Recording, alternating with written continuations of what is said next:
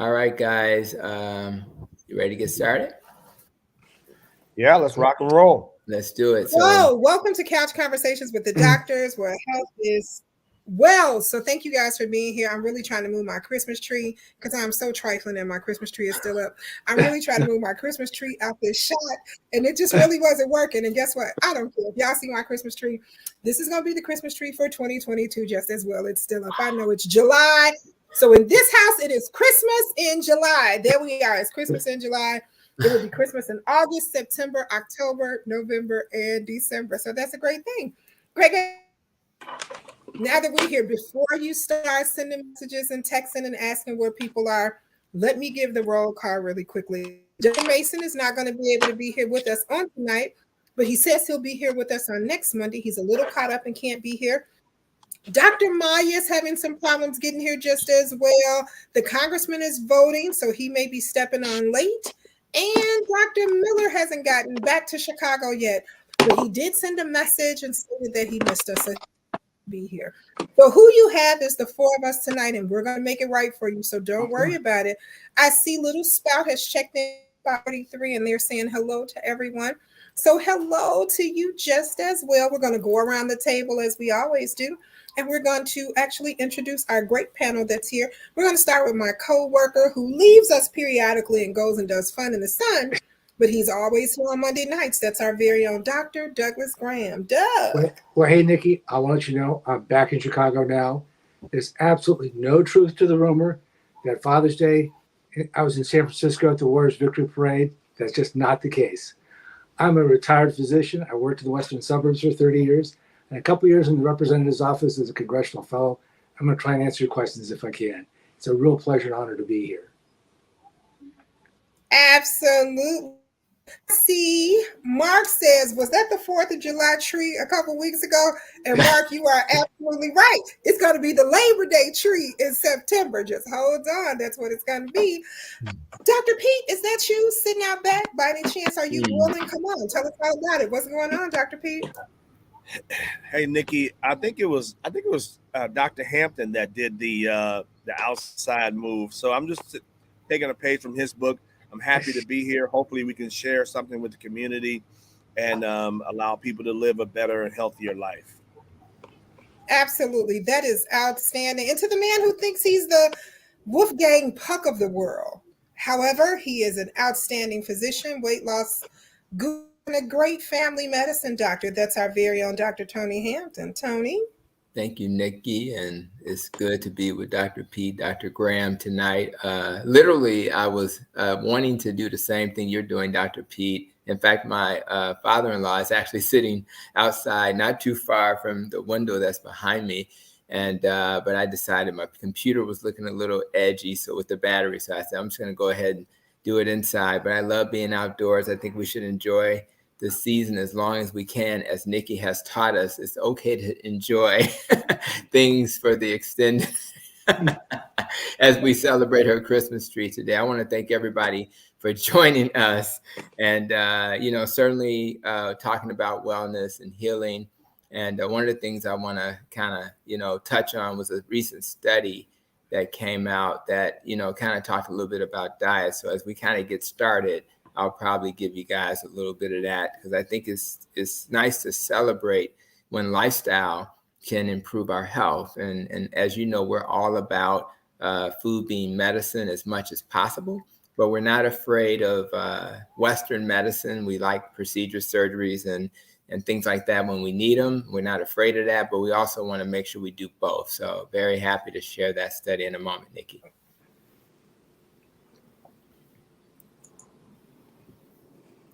And Nikki, is she frozen?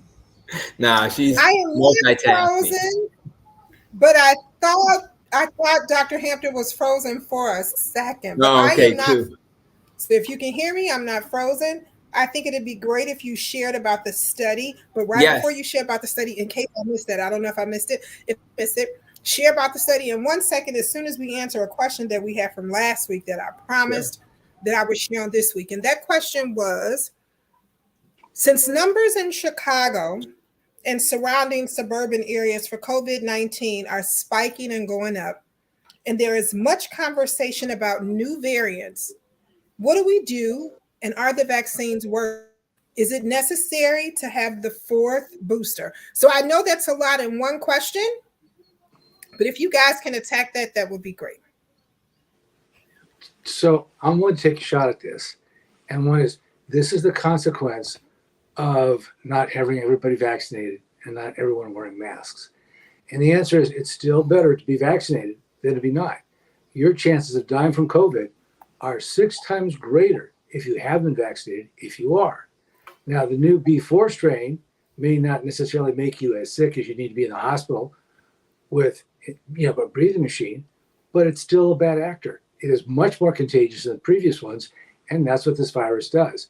So when it gets into an unvaccinated host, it gets a chance to breed and mutate. So that's why you want that vaccination. There are only 2 ways to go, and that is you need to be vaccinated, and unfortunately, we're going to go back to wearing masks again. There's no other option that really will be as effective.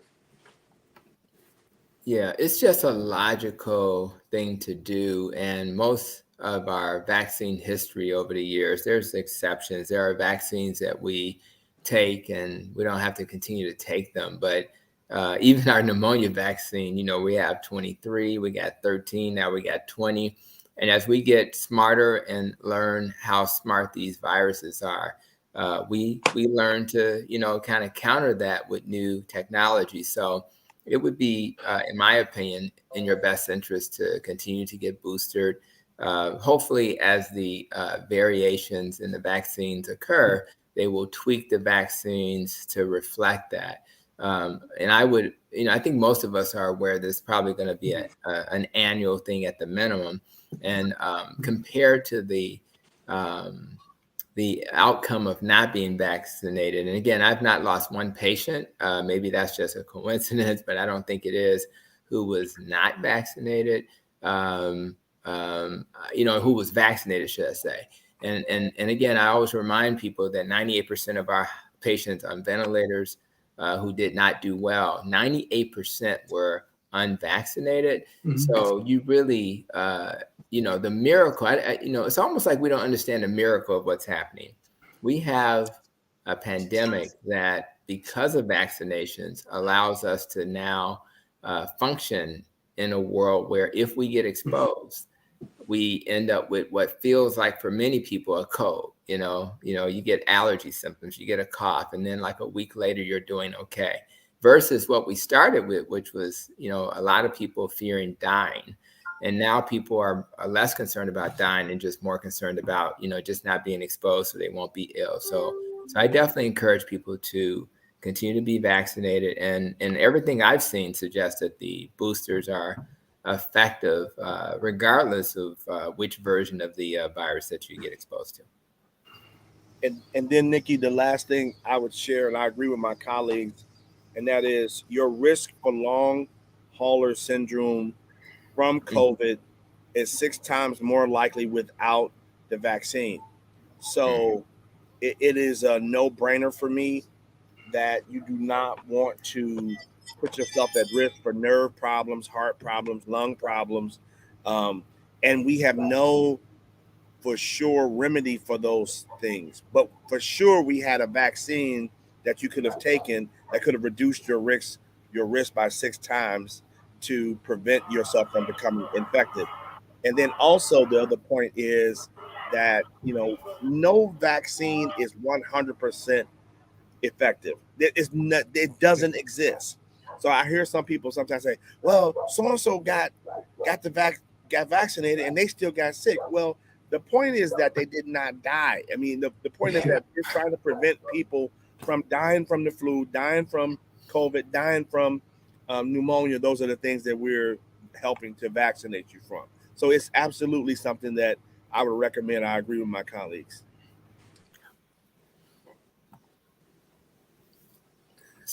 Okay. No, go ahead. Well, I was just going to say, go right ahead. You want me to go ahead and start sharing the study? LinkedIn user says if someone gets boosted now in July, will they be able to get the vaccine for the new variants in October, or will it be too soon to get another booster? I need to go get my glasses. Yeah, my recollection is that we try to give it about 4 months between boosters, right, Dr. Pete? So we're looking at August, September, October. We're pushing it. We're probably that maybe have to be stretched out another month or so, but it'll be pretty close. And again, when you've had that third booster, you're in pretty good shape. I would not panic about that. We're just trying to optimize your immunity. So I think at that point you will be fine. So I would lean towards November, maybe late November before you get that booster. Hey, Dr. Hampton, we got a keto question. It says, me and my brother are starting the keto diet. We both are on blood pressure and diabetic medications. We compete in powerlifting and want to come off of medicines. I have Dr. Hampton's keto food guide. Thank you. That's a tribute to you. Well, that's a beautiful thing, and I think what any athlete needs to be aware of is that when your fuel source changes, so if you go from burning glucose as your primary fuel, and now you're leaning more towards ketones, your body has to adapt to that. So just like when you're now, hopefully when if I had a car with electric and gas, hopefully you just flip the switch and it just does its thing. The human body is a little different in that you have to adjust, particularly going from glucose fuel to ketone fuel. So during that adaptive phase, when you're doing that, it's very likely that the first few weeks, maybe a couple of weeks or so, you may not be as effective as an athlete because you haven't adapted. The good thing about that adaptation period, once it's done, and once you become keto or fat adaptive and you're used to using fat as fuel, what you'll find is that you'll probably have more stamina because you have a lot of fat. Fat fuel is more efficient fuel. It's more, they got this process called oxidative phosphorylation where you can turn your fat into glucose. The good news is you get way more energy from that process, biochemical process, than you would from glucose.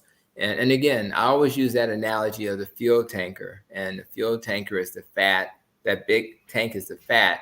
And the little tanks are the sugar and the glucose tank. So you have to keep filling those little tanks, where if we could learn to liberate the fuel tanker fuel, we're going to do much better. So I think those athletes are going to do better eventually. But more importantly, you don't want to be a person who's an athlete, killing it as an athlete, and you still end up borderline diabetic. In fact, when you think about Professor Tim Noakes in South Africa, who was a runner, and he was known for carb loading. You know how those runners always put that sugar in their mouth as they're running. And he was this super athlete, world renowned, and yet he still was bored. He became sick. He became metabolically unhealthy, borderline diabetic. And so so even an athlete has to be careful. And sometimes our intolerance of sugar becomes an issue. And a study just came out that said that 7% of Americans, it used to be 12% if you ever heard me quote it. Now they're saying 7% of Americans are metabolically healthy. That means 93% are not. Oh, I didn't say African Americans. I'm talking about Americans. So if you go to African Americans, you may be down to 2 to 3% are metabolically healthy. So if you then are an athlete who's, in a high risk group, or you're just in the, in a 93%, you are really pushing your luck if you continue to eat all those carbs and assume that you can exercise that damage. So I think they're going to do really well. I'm happy that they have the guide, and hopefully, and again, what I like about the guide is that it gives you, you have your own choice. So people say it's restrictive. It's actually not restrictive at all, because you look at the guide and it says, here's a list of things you can eat. I don't tell you what to eat. I just tell you, here are the things you should consider that are not starchy. And if you think about vegetables, most are not starchy. So you have a choice to cater your meal to fit who you are. And I think that guide is very helpful. I'll put it I'll put the link in the notes. It's really just Dr. Tony Hampton Linktree, and just look for low carb handout. And I think anybody who's watching tonight can check that out. But I'll throw that in the link as well. So thanks for that question. Hey, Dr. Hampton. So I hear about this state of ketosis and how people can have this feeling of not feeling well when they initially go into that. How Oh yeah. long does that last? Yeah, Typically? for most people, and I even made a video on YouTube, and the title of the video on YouTube is how to prevent carbohydrate withdrawal, right? So if you think about what I was speaking of in terms of a car, right? If you get to the point where you're used to having a certain feel, just like those athletes who had the question, right? Well, your body is it's almost like it's going through withdrawal. It's gonna fight you, and it's not gonna be happy, because I like that quick fuel. I like that little tank on a fuel tanker. I don't want to use the big tank. I know it doesn't make sense to use the big tank, but I don't want to. So the first thing you're gonna potentially experience is your electrolytes may get off. So a lot of people, in fact, there's a company called Keto Chow, and they have electrolyte drops, right? And what they replace are sodium, potassium, and magnesium. And don't forget, carbohydrates attract water and salt. And if you get rid of carbohydrates, you get rid of water and salt. And a lot of times the electrolytes follow.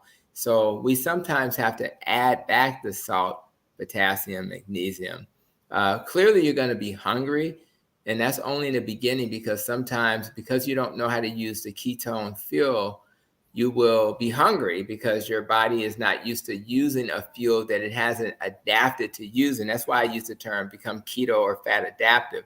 So you may be hungry and you're going to be tired, and you're going to have that. Your mood's not going to be good, because when you don't have adequate fuel, you get a little moody. You may get a headache. You may get dizzy. And even some people get keto breath, right? So when you kind of are releasing ketones you can release it through your urine. You can also breathe out ketones. It may give you a little ketone breath. And these things tend to pass when you drink. First of all, you just drink a lot of water.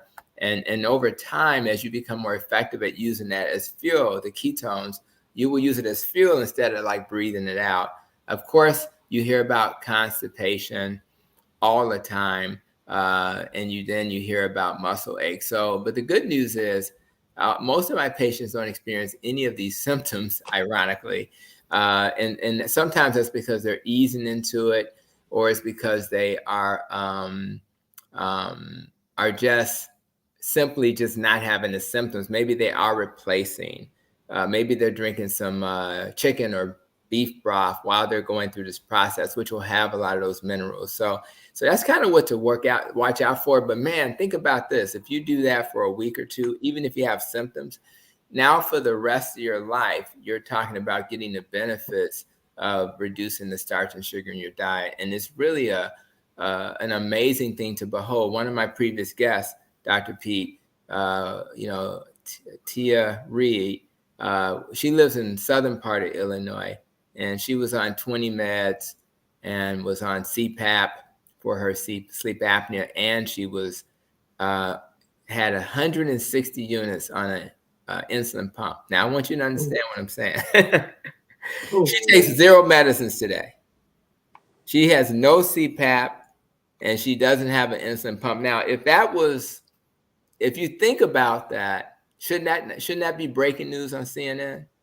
The evidence for a low carb or keto diet is at the level of approving an FDA medicine. That's how the science is so strong. Yet people are still, and I see Vic, one of my good friends, who's a previous guest, believe it or not, who clapping, because think about that. It's at the level of the FDA to approve a drug, and yet people are still cautious. How do you second guess a person who got off of 20 medicines and CPAP? And in our career, and I know both of my colleagues can say this, how often do you see that in your career? You just don't. Ever. Never. Yeah. It pretty much never, right? But yet I've seen in my clinical practice a ton of people do so well with this dietary approach, which is not the only dietary approach, but it is a dietary approach that is very beneficial. So you don't have to get off 20 medicines, but today, now I want to say something else, Dr. Pete. Think about this. Just today, I took 2 people off of medicine. I took one person off of amlodipine, and I took another person off of lisinopril. I want to be clear that I've been doing this for 10 years. Those 19 years that preceded that, because I've been doing this for 29 years, I took one person off of medicines in 19 years. I took 2 people off medicines in one day. Think about that. So this is like a miracle, and it's not to be understated. And I just want to emphasize how good it feels to go to work and to celebrate. The problem with the amlodipine patient, she said, Doc, they came in, their pressure was previously not bad at 140 over something. Their pressure was 98 over something. So I had to get them off the medicine. They were on other medicines, but I had to start the process of reducing medicine. It's a miracle. So yeah, so shout out to those who are willing to have the courage to take this journey. I only smile day to day. It makes my day go better because, you know, being a doctor is very stressful at times. And you have I had a difficult thing to deal with today with a patient who had just gotten out of the hospital and became paralyzed. So that was a very difficult conversation. Everybody was kind of, sad about that situation. But what made my day palatable as I'm trying to support that family is that I had these wins. And it's not just the patient who won. I won as a physician because I felt like, oh my God, I'm actually helping people to heal.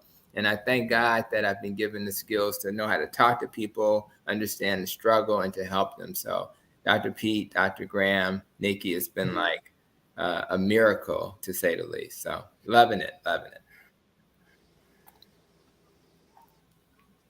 Outstanding. That's simply outstanding. And kudos to all of those who can come off medication. And for those who are trying to come off medication, it can happen.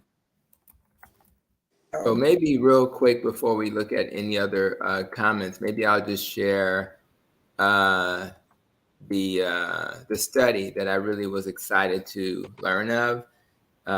And I actually was able to interview Dr. Georgia Ede, and that's EDE. Anybody want to check out that interview with Dr. Georgia Ede, just type my name in the YouTube and Dr. Georgia Ede. I mentioned her. And when I was in Austin, Texas at KetoCon, I was able to hang with some other thought leaders who do research in the space of, low carb and keto. And I really am thankful that they're taking the time to do research, because if we're going to engage people, we have to have evidence to support our beliefs, right? Or our hypotheses. So this study, and I'll throw it in fact, I'll probably throw it in the chat right now. This study was from Frontiers in Psychiatry. Okay. So it's called Frontiers in Psychiatry. And it was a study that, that's a study right there. I just put it in the chat. The study was entitled The Ketogenic Diet for Refractory Mental Illness of 31 inpatients. So it was a doctor. He was overseas. It may have been I'm not sure what country. It may have been France. And the study has some familiar names, including Dr. Georgia Ede, Dr. Eric Westman, and Laura Slashlow. And so when I talk about studies, I always tell you guys to understand the quality of the study, right? This study is not a randomized controlled trial. which is okay, but it's not ideal. It's okay because when you're starting to introduce new concepts, you have to start with a hypothesis. And the best way to create a hypothesis is to do what we call an observational study. You just kind of, in this case, they had 31 people who were in the hospital, and they were sick, because if you have mental illness and you're in the hospital, you tend to be sick. So if you're depressed, you have major depression, or maybe you're having a flare of your bipolar or your schizoaffective disorders like schizophrenia. So the problem with these types of study is that they only show possible correlation, possible association. That's why I like randomized controlled trials. However, the purpose is not to, necessarily say A equals, B or whatever. Is to say, is there enough evidence here to suggest we need to do more research, right? So this is totally okay. They're going to be doing the same type of research for the carnivore diet. They've only done observational studies, not randomized controlled trials for that. Now, having said that, what they measured, so what they did is they took they took people in front of them. They weren't randomized where you randomly say, you're going to have this diet versus that. And basically said, would you like this keto diet that may help your mental illness, or do you want the standard American diet that we typically give you? So 31 people decided, we're going to try this keto diet. So randomized means that they don't know which one they're getting, right? They just, they get whatever diet they get and they do the study. So randomized is better, but I just want you to understand the difference. So of the 31 people that were in this inpatient setting to see if this diet would help them, 2 decided they didn't want to continue. And that's not a bad number. A lot of times it's more than 2. So the 2 who dropped out, that was okay. And what they did is it was retrospective. So what they did is they went backwards and looked at, well, let's ask them how they did. And they gave them questions, and they did like a symptom survey to see how they were doing with their mental illness. So what the study found is that 100% of the participants had improvement in their mental health symptoms. 100%.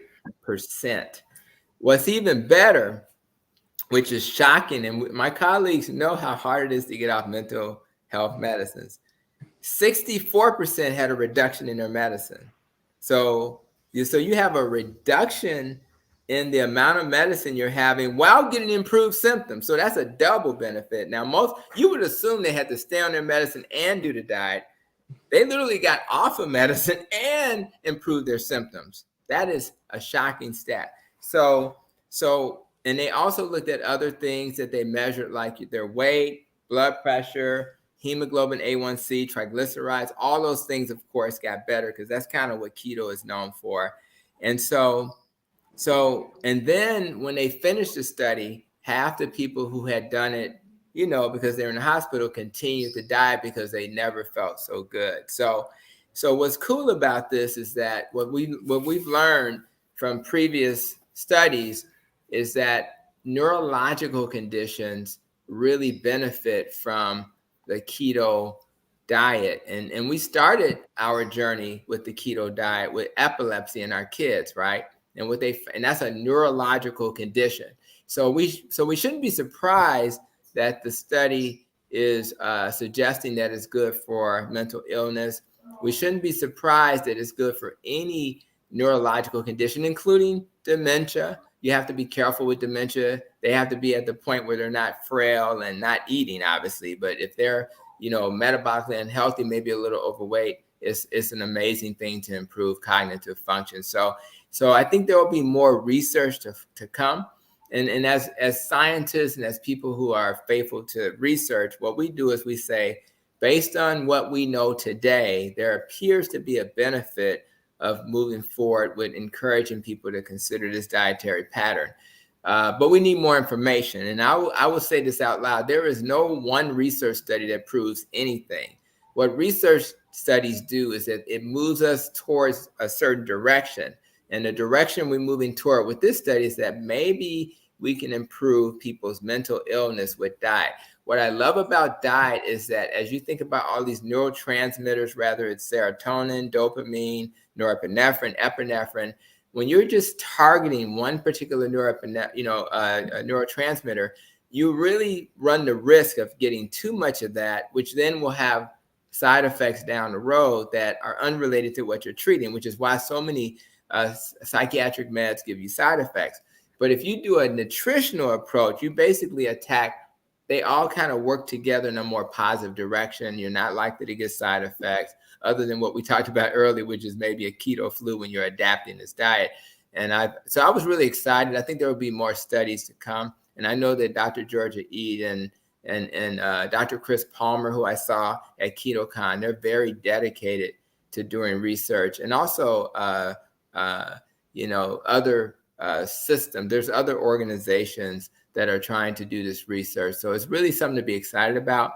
And one day we will say to patients, you know what? You don't have to take the Zoloft. Maybe we'll try this dietary pattern first. And we should be doing that with epilepsy today, but people forget about what we did to treat it. And so they just jump immediately to the pills.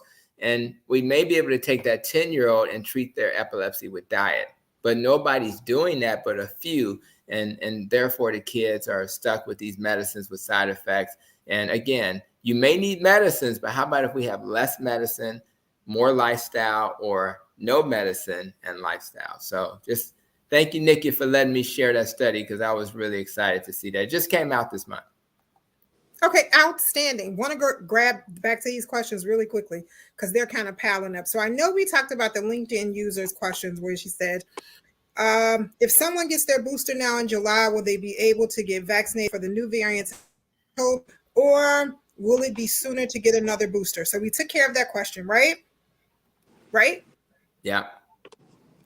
Okay, right. So, or even stroke or vascular inflammation or viral load in elderly. Did we talk about that? Let's see. I don't think so. Which question is that? Who sent that question, Nikki? That question about or even stroke or vascular inflammation for viral load in elderly. While we're thinking about that, I know we kind of got to the AMP-MCs where it says my brother and I, or me and my brother started the keto diet. I think Pete kind of started that answer off. Am I correct? And then Vic talks about how he exercises fast with no issues. Risa says monkeypox is increasing in our state. At this point, there is little information being given. Can we get monkeypox from clothes, inanimate objects, sexual intercourse, and through? I know a couple weeks ago, Dr. Green did a great presentation on monkeypox.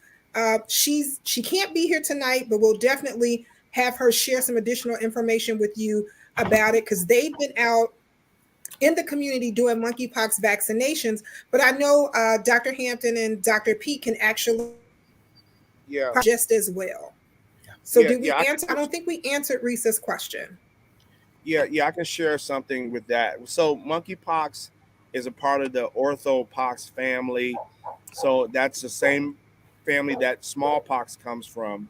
So yes, it's contracted through a variety of ways, respiratory secretions, direct contact, and you can, if the clothes and other physical items have touched the rash and the lesions, and then you come right behind that to touch those clothes, that can facilitate contraction of monkeypox. I totally agree with that. Okay. So I don't know how long the monkeypox can stay active on clothing. I wouldn't expect it to be a long time, but absolutely agree with all those comments. So Risa, we'll definitely have Dr. Green back on next week. I know Pete and I answered your question, but if you have anything else, please make sure that you bring those questions with you. A lot of times we may not be able to answer it tonight, but we will definitely be on top of it for you for the next week. So know that we have it. Well, they're answering what they can about it, and I think that is great because we have some great doctors here. But whatever additional information you need, we'll make sure that we attempt to have that for you. I know we talked about Vic clapping his hands, and the AMP-MC said we've added 10 to 12 hours of fasting also, which is great. He says we've gotten a lot of protein to keep A1C is at 7.2. We want an under 6. That is great. Thank you for sharing. those comments with us. Robert talks about me as well in his fasted exercises. Mark says, could we discuss similarities and differences in anti-inflammatory diets and keto diets? I think we kind of touched on that, but did you guys want to swat at that again? Yeah, I think most diets that are not the standard American diet are anti-inflammatory. It's like, you know, the diet that has a lot of credibility based on the mainstream would be Mediterranean, for example. It's a very anti-inflammatory diet. If you think about the olive oils and things like that they recommend, olive oil is not a seed oil. And when you do cold pressing of an olive or an avocado or a coconut, you're going to get oil. If you cold press a corn seed, you're not going to get oil. So you got to add all these chemicals, these industrial chemicals that'll then make those things inflammatory. So there's no doubt that Mediterranean diet is anti-inflammatory. I think for those who tolerate plant-based diets, it's anti-inflammatory. In the space I live in, believe it or not, the low carb and keto, but shockingly, the carnivore diet is very anti-inflammatory, because the thing that makes a carnivore diet, which sounds, I mean, you're a lion just eating animals, right? How could that be anti-inflammatory when you've heard that fat causes heart disease, saturated fat is going to be harmful? Well, we just, we found out by randomized controlled trials that that's not true. But the most important reason why I think that works is because you're not using seed oils when you eat that way. You're not using sugar when you eat that way. You're not eating refined grains and refined carbs when you eat that way. So, but essentially, the carnivore diet is an elimination diet. So you eliminate all the things that can harm you. And if you sit down with a steak, you're pretty much eating an anti-inflammatory diet. But you have to wrap your head around that, because when you leave this conversation, the media is going to say, don't eat saturated fat, don't eat eggs, don't eat beef, and it confuses people. But that's not really based on randomized controlled trials. So, and again, the Journal of the College of Cardiology says do not worry about saturated fat. So at the end of the day, if you stop eating the standard American diet and whichever dietary pattern you choose, that's whole foods based, and you eliminate the sugar, the highly refined grains, the highly refined carbs, and the seed oils, you'll probably be on an anti-inflammatory diet. And I think and then you listen to your body. There are certain people that can tolerate certain foods better than others. So if you eat a plant that you don't tolerate, don't eat that plant. If you can't tolerate certain types of meat, don't eat that meat. Your body will let you know by your stomach and other symptoms. In fact, some of my patients who really pay attention, their arthritis flares up when they eat certain foods. So we just tell them stop eating those certain foods. There's too many options out there for us to force feed ourselves a particular type of food. Okay. Kudos to Calvin for the loss of his 10 pounds on his low carb. Thanks for sharing that with us. There are a number of people, Dr. Hampton, who stated that you posted a link and they can't actually pull that link up. So when you get the opportunity, if you can try to repost that, and that comes from Antoinette and from Kevin, they are saying that they can't Okay, how are you? open that link. So let's just try to post that one more time so we can see if we can get that link in there. Mark says that his question, and Mark, thank you for explaining your question. Mark says that his question was in reference to getting vaccinated. When he was talking about the elderly and that next booster, he was speaking in reference to those getting vaccinated. And I think we kind of went over that, but Mark, if we didn't, or if you missed it, if you can just chime back in the chat again and let us know, we will definitely attempt to answer that question for you just as well. Well, we see that the congressman has had the opportunity. Oh, no, go ahead, Dr. Pete. No, just really quickly for Mark. So the fourth vaccine is recommended for a particular population that is at risk for severe disease, people who are immunocompromised, patients who have autoimmune diseases, and people who are over the age of 55 years of age.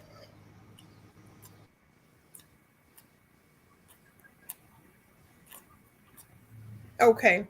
So good. Thank you so much. We see that the congressman has had the opportunity to join us. I told you that he would be joining us a little late, but he is now here. Congressman Davis. Well, it's good to be here, and it's good to see everybody. I was deterred because we had our annual, well, I don't even know if we call it annual, but we had a meeting to discuss our foster youth driving bill with a number of young people from around the nation. And of course, we were pleased that Illinois was well represented. We have a bill that we're trying to get passed that would aid foster children. As you know, much of our jurisdictional activity relates to foster children. And there are thousands of young people in this country who don't have the opportunity to live with their natural parents. And so we're always looking for and seeking foster parents for them. And we're also constantly trying to get governmental agencies and philanthropic organizations to be as engaged in the lives of these individuals as we can possibly get. And some wonderful things are on the horizon. It often takes them much longer to happen than we would want them to happen. But our children are always at the core of activity, um, which gives me an opportunity to also mention that on the 20th of August, we will have our annual back to school picnic, parade, health fair, screening, educational activity. Um, what do you call it when people just entertain each other, have programs, and young people have a chance to display their talent, their skills, their interest, and all of those things. So if there are any groups out there that have things they'd like to showcase and share with other people, we even used to have a spelling bee. We haven't had the spelling bee in a while, but we will have lots and lots and lots of activity that young people can be involved in and with. And we may even have some group health discussions for young people. You don't get too young to learn about this. Matter of fact, I remember learning about whistlers and whiners when I was about fourth and fifth grade. And you would do a whistler if you did certain things, like eat vegetables and not too much candy. And you'd be a whiner if you overindulged in those things. And that's been a long time ago. So many of these things keep going around and around and around. I was at this forum last night of the Knights of Peter Cleveland, which is a kind of a organization of Catholic women, although they let men be in there too, Black Catholics. And we had a wonderful discussion about gun violence and how much a part of public health that gun violence now has become. A few years ago, you didn't hear about gun violence when people talked about public health. That was not a part of the discussion. So we are continuing to go around and around and around and around because the same problems that exist one time also exist at another. And I remember my father telling us that certain things was nothing but a little sport, and that the same two teams that play today play tomorrow. And so winning and losing, winning may very well mean staying alive and knowing enough about the challenges to make use of all the knowledge, skills, and information that you can discern and gather. And of course, the outcome is that we're still here, and so many millions of us are gone.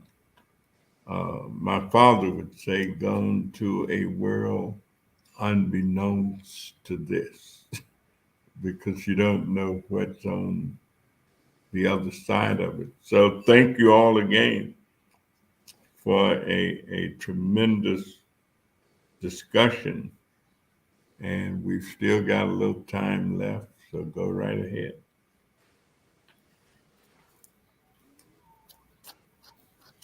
Oh, okay. So let's grab back to these comments really quickly. Hey, Nikki.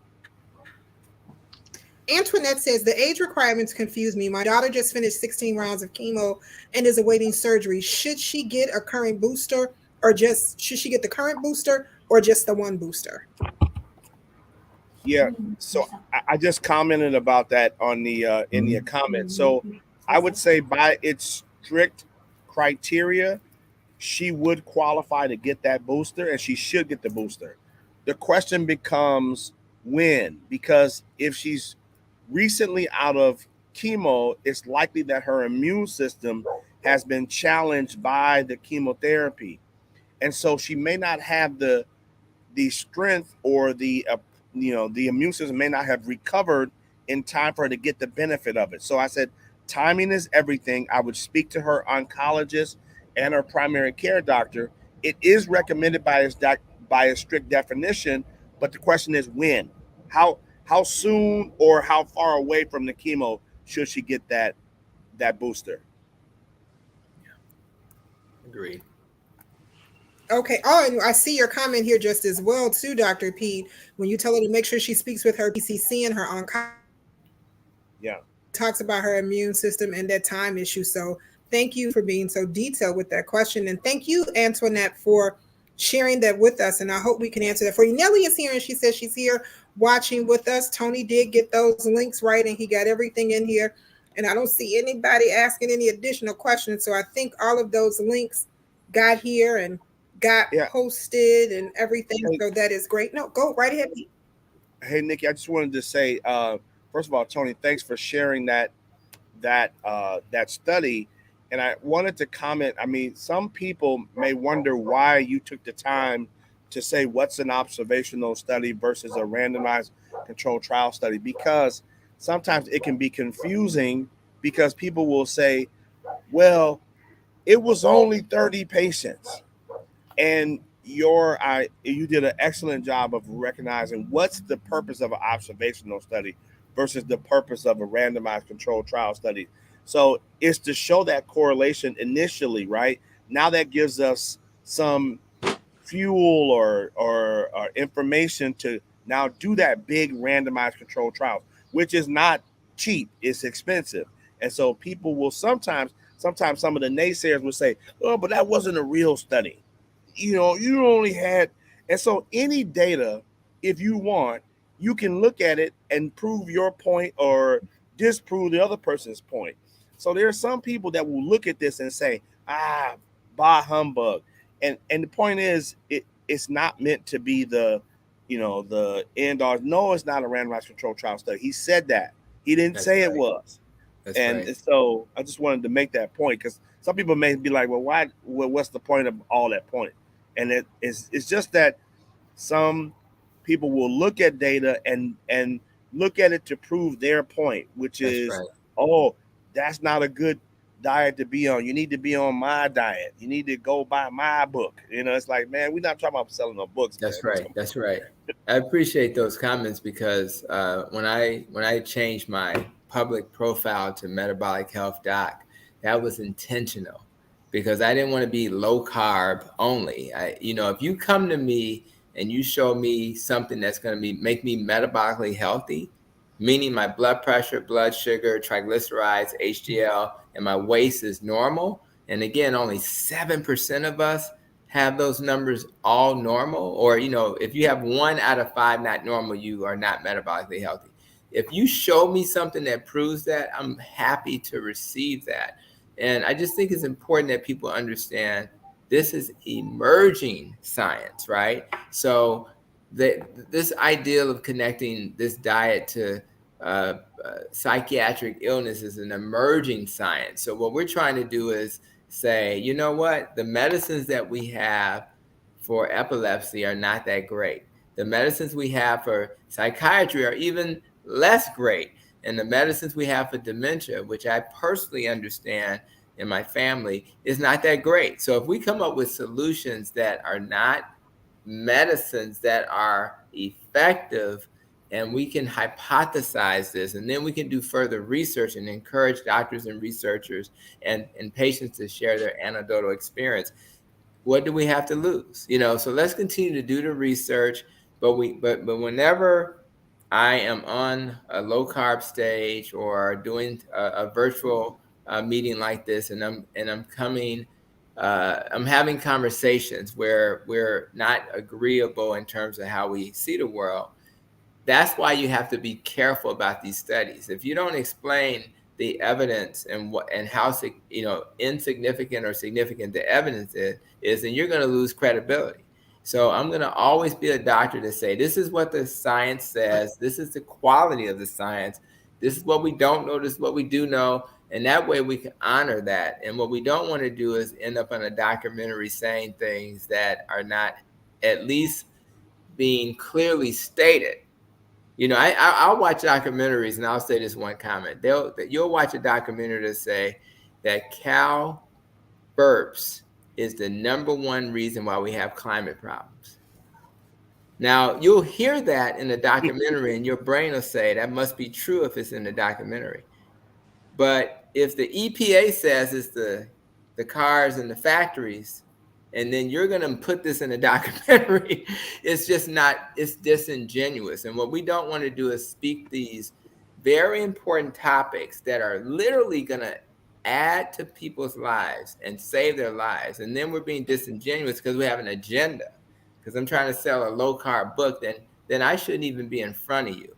We have to speak truth to power.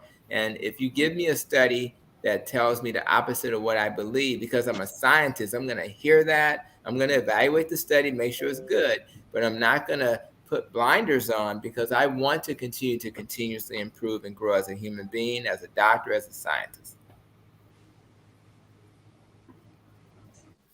Okay. Outstanding. Dr. Hampton, Tony, Kevin Jackson, I think this timeline that you shared earlier in reference to the booster and vaccines. Can you share that really quickly again for him before we get ready to sign off because our time is narrowing? Oh, yeah. Well, I think the main thing we try to articulate is that typically a booster, you may have to wait about 4 months before you actually get a booster, just to give your body time to, benefit from the last shot you got. And then I think that when they look at that data, if you do it any sooner, it's probably not going to add a lot of value. And if you do it later, it's probably going to be okay. In fact, some people would argue that in some countries, if you recall, they were actually focused on the first shot in people because it was more important to cover more people than it was to get the second shot. So once you started this series of vaccines, I think it's important that you continue, but rather you do it at the 4th month or the 5th month or the 6th month may not be as critical. The key is that you recognize the value of vaccines. You continue to get boosters, particularly as the vaccines are shifted to reflect the variants. And I think that that's the main message we tried to share. Okay. Well, it is that time, and I know you guys hate to hear us say this when we start telling you that we have to sign off until next Monday. And we usually go around and we ask, what are your thoughts until next Monday? So I'm going to share Dr. Miller's for you really quickly. He says, until next Monday, hold on, he'll be back. He'll be here. So he wanted to make sure that he said those until next Mondays. Dr. Mason says the same. He will see us on next Monday. And so does Dr. Maya Green. She says that I am there next Monday. She texted while she was here. Oh, Mr. Jackson, you are so welcome. You're welcome, Kevin. That she couldn't be here this week, but she'll definitely be back. We'll have a great guest on next week with us, hopefully. There was going to be an orthopedic surgeon, a world-renowned orthopedic surgeon who does tons of hips and knee replacements. His plan was to be here with us on today, but he asked me if I could please play his surgery schedule today by ear because he was getting some additional surgeries over the weekend. His plan is to be here with us on next week and to share some information about our knees and hips and those replacements with us, and then to continue some of our conversation about inflammation and vaccines just as well. And we'll make sure that there are any additional questions that you have. We have a plethora of great doctors who will be here on the panel who in here, and she says 2 vaccinations, 1 boosted, stick me with the fork, I am done. All right, sticking her with the fork, she's done. I wonder, is she medium well or well done? Let's find out which one is it. Where is she at? And Ms. Leek says, thank you for sharing your knowledge to help us become better and healthier. She seems so much. So as we go around the table today, you're until next Monday. Dr. Graham, until next Monday. Well, I'm going to say what I said last week. This Sunday, I went to the market to do some shopping, and I was really surprised at the price of berries. I thought they'd be very expensive. They're very affordable, and they're a great source of antioxidants. So now's the time to look for strawberries and blueberries, raspberries and blackberries. Try something different this week because they're there and they're very affordable. Right, so berries are excellent. Dr. Tony Hampton, you're until next Monday. I'm actually in the process of sharing the conversation I had with Dr. Georgia Ede because, and again, she's one of the authors or co-authors of the study that I quoted from Frontiers. And Dr. Georgia Ede is a psychiatrist who was at Harvard, and she had to leave Harvard because they told her that as a psychiatrist, you're not supposed to talk about nutrition. And she told the team at Harvard that my patients are healing with nutrition. So if I can't teach them nutrition, then I don't need to be at Harvard. So even the brilliant minds at a great institution like Harvard sometimes miss the what's in front of them, which is that food is medicine. And if a clinician, I'll have a master's in nutrition and functional medicine in 8 weeks, but should I have to have a master's in nutrition and functional medicine to tell my patients to eat well? It's something to think about.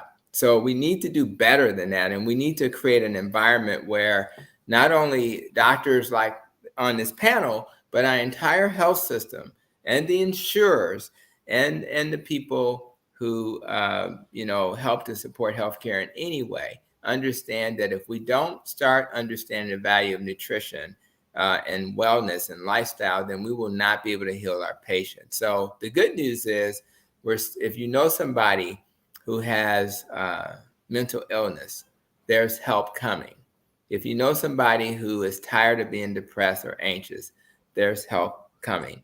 People like Amber O'Hearn previous guest was bipolar and doesn't even take medicines anymore. Now, it's okay to take medicines along with lifestyle, but she controls her bipolar with her diet. So there's hope.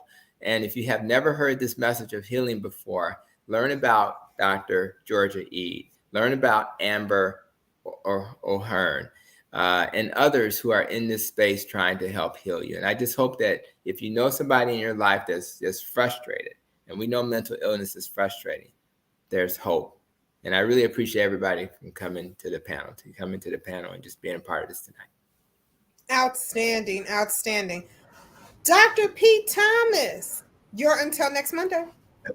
Yeah, so Dr. Hampton, thanks for sharing that. That was a really, for me, meaningful study that you shared, and also the story about the physician from Harvard.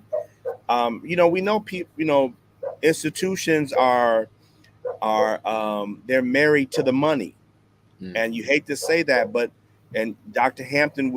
Dr. Mason would say, what's the value proposition? So when you have these pharmaceutical companies they make billions of dollars to create medications to adjust your neurotransmitters to not make you depressed.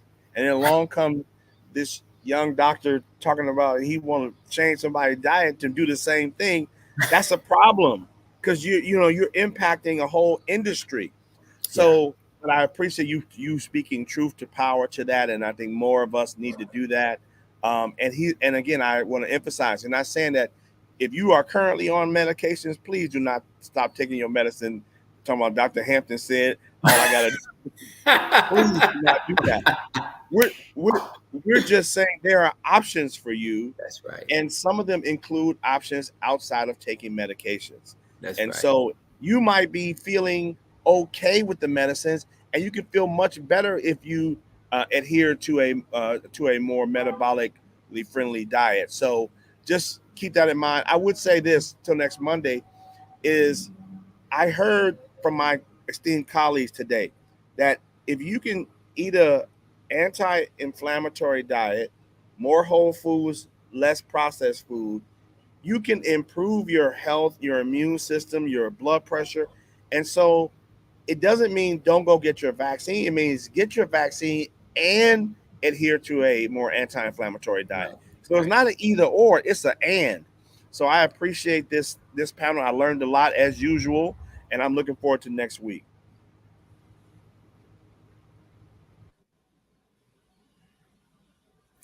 All right, Dr. Pete, that was outstanding. So I just want to remind the community, go healthy on that diet, but get that vaccine. Go healthy on that diet and use that diet and your medications.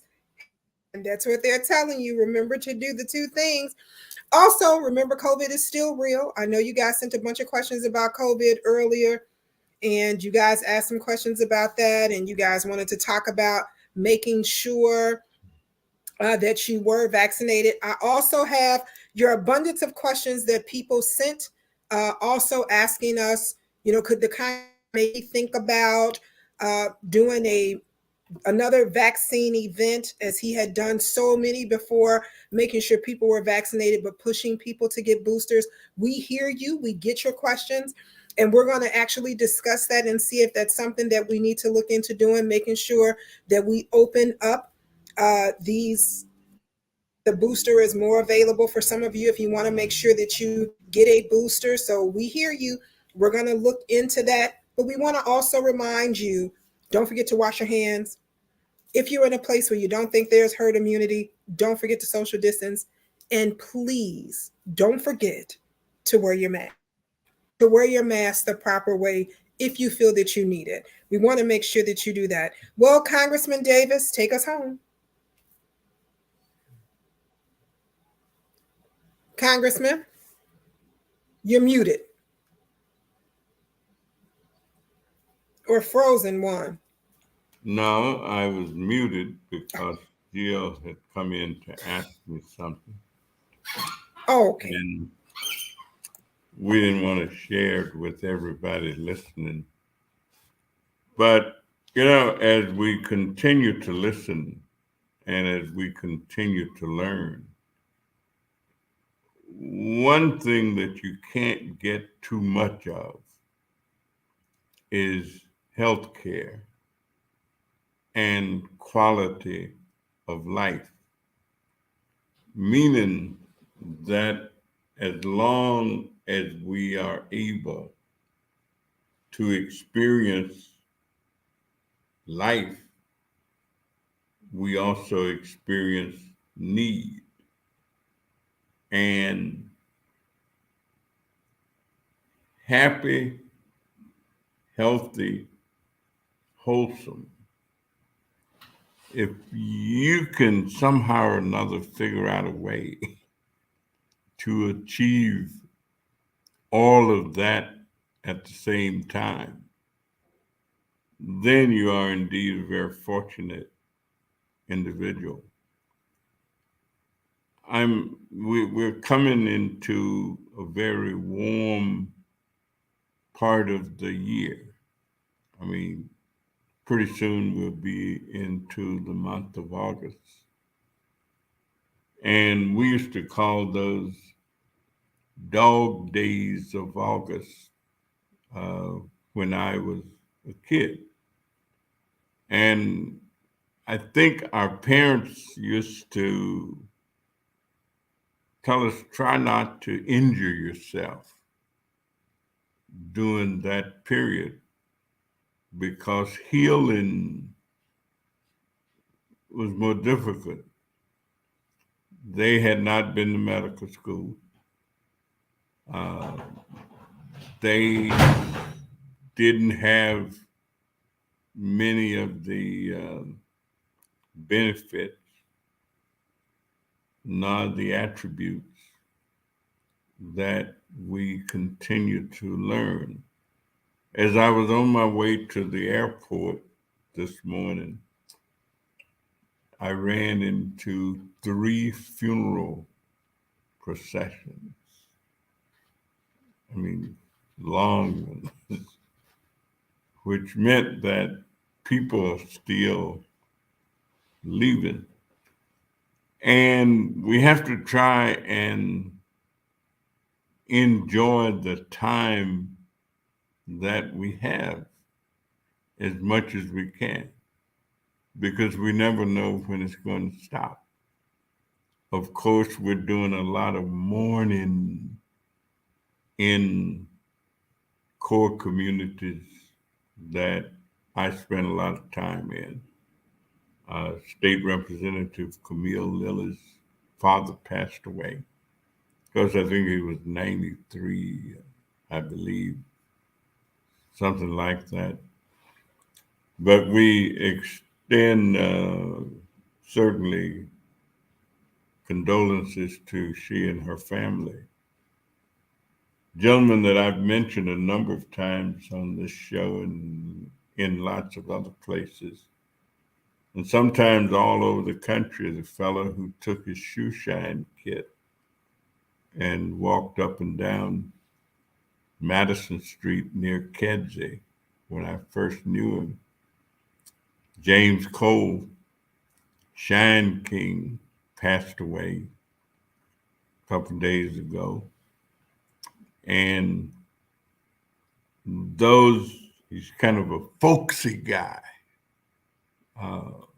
folk hero is what I was a trustee on the board of the Austin Bank for 10 years. And of course, James was one of the owners of the bank. And he also owned a bunch of other stuff too. Building across in front of his Shan shop. For many years, he had a big sign on there that said Danny K. Davis. And if you rode the L, you would have seen if you just looked out the window that sign. So I'm going to miss a lot of these people who have left us. And we pay tribute to them in a way. Because one of the things I think that makes life last longer is something called a sense of community and a sense of the village. And when you can have pleasant experiences with a lot of different things going on. So I just say we dedicate and leave tonight's discussion with our friends and loved ones who have moved on. And we'll remember them and revere the contributions that they've made to the quality of life to those of us who've known them. So thank you all so very much. It's a great experience to experience you each Monday night. And until next Monday, take care of yourselves. So we'll see you then. All right. Have a good one. Have a good one, guys. Okay. All right.